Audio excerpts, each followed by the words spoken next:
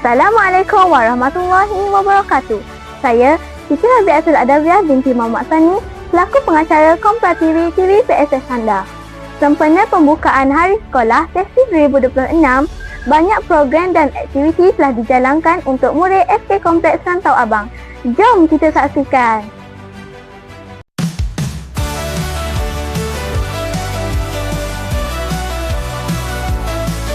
Kita berdiri teguh bersama-sama,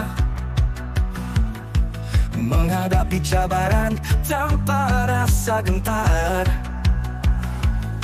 Dengan semangat membara kita melangkah menuju kejayaan, kita pasti menang. Ayo maju, jangan pernah putus asa.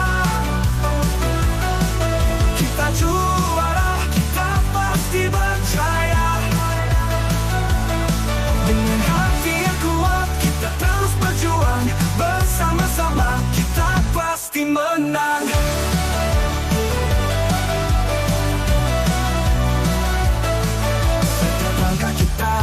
Penuh keyakinan, menggapai impian dengan penuh harapan.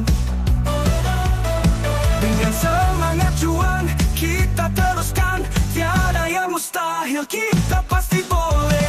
Ayo maju, jangan pernah putus asa.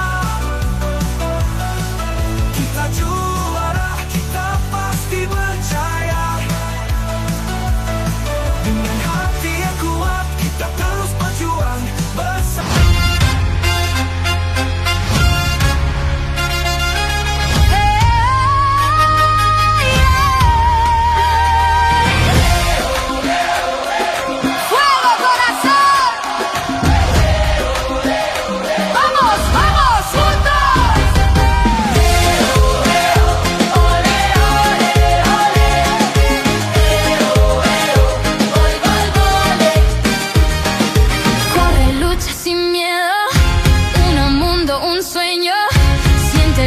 Del juego, brilla el sol, sube el fuego, vuela alto en la arena, tu bandera se eleva, grita fuerte la tierra, hoy ganamos sin pena, levanta bandera, siente la tierra, corazón en juego, ahora la fuerza del juego, fuego, mundo, un sueño lejos, ole, ole, ole, ole.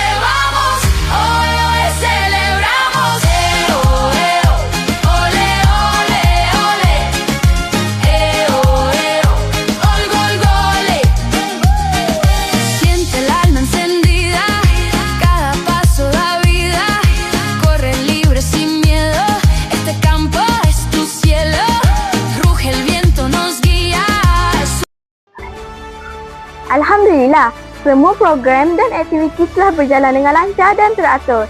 Saya selaku pengacara Komplatiri TV PSS Anda. Raju info, luas lautan. Jumpa lagi. Bye.